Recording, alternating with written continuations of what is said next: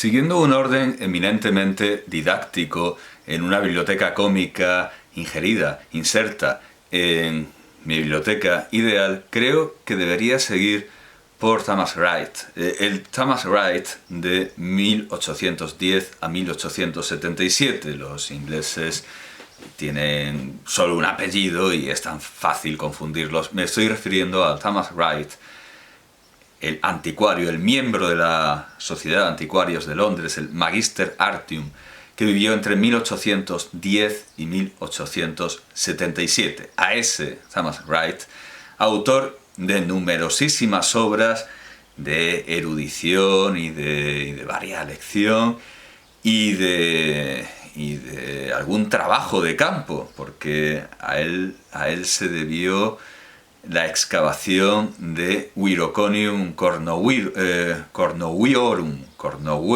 Me sale decir coronavirus, evidentemente, que es lo que tenemos más cercano. Las ruinas de Viroconium cornowiorum las supervisó él en 1859. Afortunadamente, al igual que en el caso de Carl Friedrich Flögel, a quien hemos presentado antes, aunque quizás será mucho más fácil para el lector medio la lectura de la obra que subrayaré de Wright, porque además de estar en inglés, que es una lengua bastante más manejable, el inglés del siglo XIX, que es una lengua más manejable que el alemán del siglo XVIII en letra gótica de fractura, además de eso está muy ilustrada y muy bien ilustrada, así que es casi... por eso digo que Flögel es como la segunda lectura, o una de las primeras, pero una primera lectura puede ser perfectamente la de Thomas Wright, perfectísimamente. Bueno, se le deben muchísimas obras.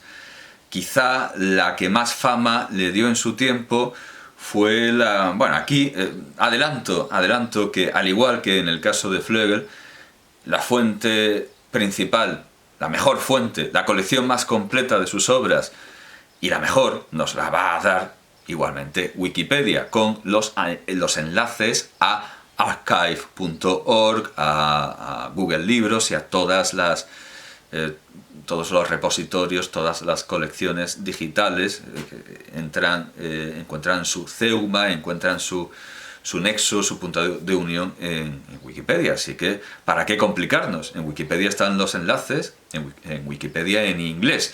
Para el caso de Flögel hemos usado Wikipedia en alemán, naturalmente. Son las versiones que tienen más documentación y mejor, y además en la lengua original en cada caso. Bien, adelanto que aquí está su biografía. Vamos, está de entrada su biografía en la Enciclopedia Británica, en la edición de 1911, que fue la que se digitalizó. Muchísima bibliografía sobre él, muchísima bibliografía contemporánea, enlaces a reproducciones. Yo diría que insuperable, es algo inmejorable. Y aquí tenemos una colección de sus obras digitalizadas, de juicios críticos, etc. Y yo subrayaría entre sus obras que no tratan de... Bueno, voy a hacer un somero... voy a dar un somero vistazo a su obra, que está en orden cronológico desde 1838 a 1872, y él murió en el 77, o sea, no hay obra póstuma. Sus obras son La reina Isabel y sus tiempos, una serie de cartas originales, y se ve su afición de anticuario, de descubridor. Reliquiae Antiquae, esto es de 1839 a 1843 en 2 volúmenes, reeditado en 1845, y es una edición de documentos antiguos conjunta con Halliwell Phillips. Después tiene algo que anuncia este estudio de la literatura humorística, Walter Mapes Latin Poems, o sea, los poemas latinos de Gualterio Mapeo, de 1841, publicado por la Sociedad de Camden. Pues evidentemente este autor, este poeta medieval, tiene mucho de satírico, de humorístico, y es lo que, bueno, empieza a orientar esa importante trayectoria en la investigación de la literatura humorística, por la que, ante todo, estoy destacando a Thomas Wright hoy. Baladas y canciones, bueno, carols, se traduce canción de Navidad, de Dickens, o sea que sí, canciones, baladas y canciones políticas, tratados populares sobre ciencia, de 1841, muchas historias particulares, es un anticuario, historias de Ludlow, una colección de cuentos latinos, de historias latinas, pero no history, sino story, la visión y el credo de Piers Plowman, que bueno, no es una obra propiamente cómica, es más alegórica, pero bueno, sí que sigue esa orientación. Biografía literaria, esta es la obra que más prestigio le merece, la obra que lo consagra, la biografía literaria, que tiene su primer volumen en 1842, el periodo anglosajón, y el segundo volumen, el periodo anglo-normando, en 1846. Sobre esta obra ya conviene comentar la crítica que le hace Thomas Edward Pritchett. Pritchett le hace esa crítica en un artículo publicado en Irish Monthly, en el mensual irlandés, en 1877, es en la página 747 del volumen 5, Doug Berry as a Critic. En esta obra hace un retrato que encaja bastante bien con lo que sabemos por su obra de Thomas Wright, que es un hombre educado, es un hombre simpático, afable, divertido, realmente le interesa la materia humorística, pero que solo vierte amargura y... ¿Cómo era? ¿Amargura? Ah, sí, amargura y algo peor, hace trampas cuando se trata de la Iglesia Católica. Thomas Edward Pritchett es un anglicano, es un clérigo, es un religioso anglicano, y le critica a Thomas Wright, que es cuáquero de orígenes, es un cuáquero, o sea, que debería ser más pacífico. No, él es un hombre pacífico, como ha de ser un cuáquero, pero no lo es con la Iglesia Católica. Eso no lo tolera, eso no... Ahí se le salta la bilis, se le salta la hiel, no puede con la Iglesia Católica, y lo peor de todo, en un anticuario, en un investigador, hace trampa y modifica las cosas para pintar con las mayores tinieblas y los colores más oscuros a los papistas, a los terribles papistas. Por cierto que Screech, que va a estar, el reverendo Screech, que va a estar naturalmente en esta serie, justifica su visión de Rabelais, que naturalmente tiene un lugar muy importante en la investigación humorística de Wright. En su investigación sobre Rabelais, Screech dice que Rabelais, Erasmo son evangélicos, y claro, son pensadores evangélicos. ¿A qué opone evangélicos? Y naturalmente tiene que aparecer la palabra papista, pero solo aparece una vez en su último ensayo que comentaremos, y además no en su forma más despectiva, no popri, sino papist, tal cual, ¿verdad? Papista, como podríamos decirlo nosotros, no popist, sino papist. Bueno, pues eso, que aborrece de los papistas, y claro, eso lastra una obra que podría ser muy agradable, divertidísima, erudita, llena de ciencia, la lastra con ellos lo llaman con una palabra griega, bueno, que está, sí, ¿cómo decirlo en español sin recurrir a un anglicismo? Está condicionada, está mal metida, o sea, sus prejuicios malmeten los frutos de su investigación y los echan a perder algunas veces, pero en general es una obra erudita y digna de ser seguida, y muy completa, y una colección muy completa y sintética. No son los los extensos 4 volúmenes de Flegel, sino que es una obra más sintética, pero no hemos llegado a ella. Esto que acabo de decir es la crítica del anglicano Thomas Edward Pritchett a su biografía literaria.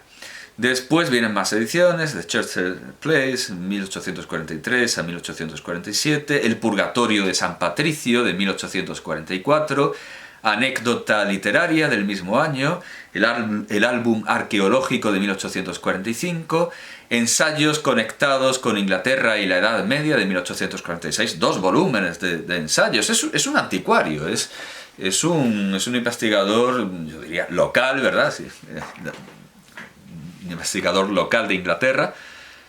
Pero claro, a mí lo que me interesa es su visión universal, que bueno, todavía no ha llegado, a pesar de que estos ensayos medievales, son ensayos medievales solo sobre Inglaterra.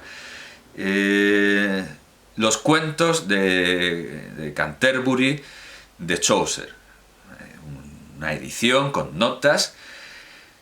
Viajes primitivos a Palestina. Claro, los libros de viajes es algo que ya le permite salir de lo estrictamente local. Inglaterra bajo la casa de Hannover. Una nueva edición de Gualterio Mapeo, Mapes, De Nugis Curialium, edita De Nugis Curialium de Mapeo, que evidentemente es una obra cómica y en la línea de la materia que nos ocupa. La crónica métrica de Geoffrey Gaimard, narraciones de brujería y magia de 1851, también es importante para este tema que me interesa también no poco. El celta, el romano y el sajón de 1852, reeditado en 1885. Vagabundeos de un anticuario, sobre todo detrás de las trazas de los romanos en Gran Bretaña, de 1854. La historia de Fulkewitz Waring, una edición de Garlandia, de Triumphis Ecclesiae, claro, se refiere, claro, sí, de Juan de Garlandia. Diccionario del inglés obsoleto y provincial, yo diría casi provinciano, un volumen de vocabularios, una edición de las 100 novelas, una edición de la historia del rey Arturo de Malory, poemas políticos y canciones de Eduardo III a Ricardo III, canciones y baladas del reinado de Felipe y María, ensayos sobre materias arqueológicas, 2 volúmenes, la historia de las costumbres y sentimientos en Inglaterra en la Edad Media. Todo esto es muy interesante, pero no tiene hasta ahora nada de extraordinario, de enormemente particular, porque estos son materias tratadas por otros muchos anticuarios, evidentemente, y las obras que edita han conocido ediciones modernas, filológicamente más completas, etc.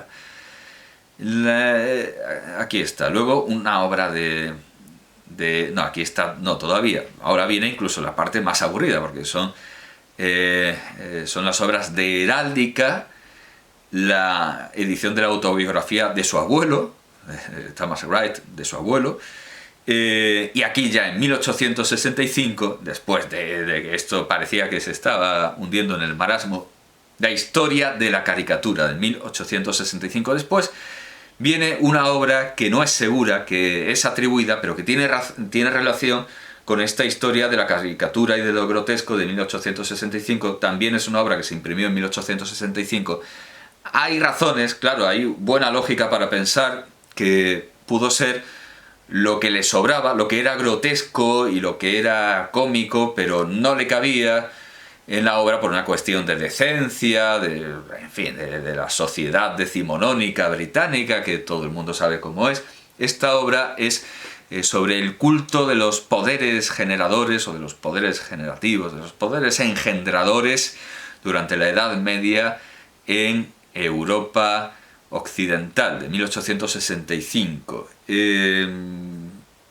que volvió a imprimir Sir Richard Payne, Knight, con el título de una contribución sobre los restos del culto de Príapo, por si quedaban dudas de qué es esto del culto a los poderes genetlíacos, de los poderes engendradores, ante todo del falo y de Príapo, que evidentemente es algo que tenía que haber visto en su investigación sobre lo grotesco y que muy bien pudo ser que no se atreviera a poner por razones y que prefiriera destinar al anonimato.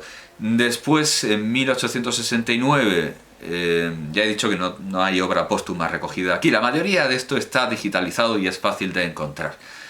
Después, una obra también de interés para los investigadores contemporáneos, que es La femineidad en Europa occidental, esto es de 1869, y su última obra aquí recogida en esta lista, aunque bueno, quizá en el artículo de Enciclopedia Británica hay más, y en el Museo Británico, en lo que ahora es la Biblioteca Británica y demás, pero bueno, aquí la última obra que aparece registrada, y ya está bastante bien, es de 1872, en 2 volúmenes, es una colección ya específica, es una antología de textos, no solo una historia crítica, sino una antología de textos de los poetas satíricos anglolatinos del siglo XII, o sea, precisemos, poetas anglolatinos del siglo XII, poetas satíricos anglolatinos del siglo XII. Esto es una colección de textos, pero evidentemente la obra axial, aunque lo de la femineidad es interesante, lo del Príapo pues interesante si es suyo, lo de la vida cotidiana, la vida familiar, la historia de las costumbres domésticas y los sentimientos en Inglaterra en la Edad Media es interesante, la historia de la vida privada, la intrahistoria, que yo que repetía tanto Unamuno, es interesante, la intrahistoria, pero evidentemente yo he traído aquí a Thomas Wright ante todo para que hable de su libro, Historia de la caricatura. Historia de la caricatura que está, bueno, aquí pincho un enlace y hay una... está la entrada en HathiTrust, es decir, la biblioteca está del elefante en sánscrito, una historia de la caricatura y de lo grotesco en la literatura y el arte, por Thomas Wright, con ilustraciones de diferentes fuentes, dibujadas y grabadas por Fairholt. Es una maravilla gráfica, es una obra muy interesante, por lo que veo, no sé si aquí se puede ver, porque en HathiTrust hay cosas que solo se pueden ver si uno está en Estados Unidos. He pinchado en... Sí, se puede ver el texto, creo que se puede descargar, pero está en otros muchísimos lugares, está en Google Art. Bueno, aquí hay algo interesante, eso es cierto, aquí hay algo interesante, que es que aparece en color. Bueno, aparece en varias tintas, la portada está en color, vale. El ejemplar que está en HathiTrust está en color. Y eso es algo hermoso, pero bueno, resulta que en HathiTrust tiene la marca de archive.org, o sea que si uno se va a archive.org y en Wikipedia al final hay una lista con enlaces yo creo que sí. Después está lo siguiente, está el artículo sobre Wright en la Enciclopedia Británica de 1911, la biografía de Wright por Sidney Lee en el Diccionario de la Biografía Nacional, publicado en Londres, Smith, la biografía de Thomas Wright en el Diccionario Oxford de Biografía Nacional, escrita por Michael Wellman Thompson, o sea, un montón de biografías. Luego los textos que están en Wikisource, que están en HTML y se pueden ver con mucha comodidad, los textos de Thomas Wright en el proyecto Gutenberg, que es el pionero de las digitalizaciones, y las obras de Thomas Wright en Internet Archive. Y luego encima fotografías e ilustraciones relacionadas con el autor, o sea, la iconografía, lo que me importa tanto, hay fotografías del autor, imágenes de sus portadas, grabados extraídos de algunos de sus libros, es decir, yo creo que es la colección más completa imaginable sobre este autor, del que, como digo, recomiendo muchas de sus obras, aunque se le debe hacer la crítica de que está condicionado y está soliviantado contra la Iglesia Católica, y que sus juicios contra la Iglesia Católica no van a ser ecuánimes ni mucho menos. recomiendo la lectura de este autor con esta salvedad, pero ante todo, y por supuesto, es una obra cargada de estos prejuicios anticatólicos y sigue esa estela de interpretar a Rabelais y a los autores medievales, bueno, como lo que eran, como críticos de la Iglesia Católica, pero claro, se puede criticar a la Iglesia Católica desde dentro sin decir que hay que desmontarla y no dejar piedra sobre piedra. Bueno, naturalmente la obra fundamental, la que más me interesa, la más original, la más interesante desde luego para una biblioteca cómica, es Historia de la caricatura y de...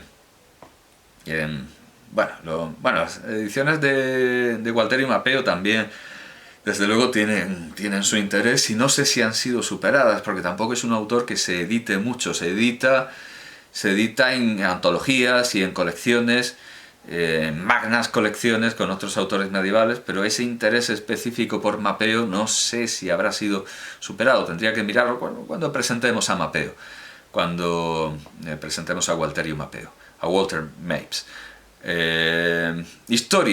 Una historia de la caricatura y lo grotesco en la literatura y el arte. Esta obra es fundamental para una biblioteca cómica y, desde luego, más manejable, y por sus ilustraciones, por sus grabados de Fairholt, más agradable que las densas obras académicas, eruditas y sin duda brillantes de Carl Friedrich Flögel. Si se quiere empezar por aquí, pues estupendo, porque es un solo volumen y muy rico, y que además pues igualmente ha sido seguido e imitado por otros historiadores contemporáneos de nuestros contemporáneos. Tengo la curiosidad, no lo he mirado, si Otto cita a Wright, porque sería casi lo lógico. Voy a ver si está en la bibliografía, no se me ha ocurrido mirarlo, porque ante todo, claro, ella bebe de Flögel, y no sé si estará Watson, Wedekind, Wenwu, Wiles, Wolf, Christa, Wolf, Ferdinand, Wood. No, hay un Wright, que es el autor en 1981 de una obra sobre los buff. No hay más, o sea, no está. Aquí no está todo.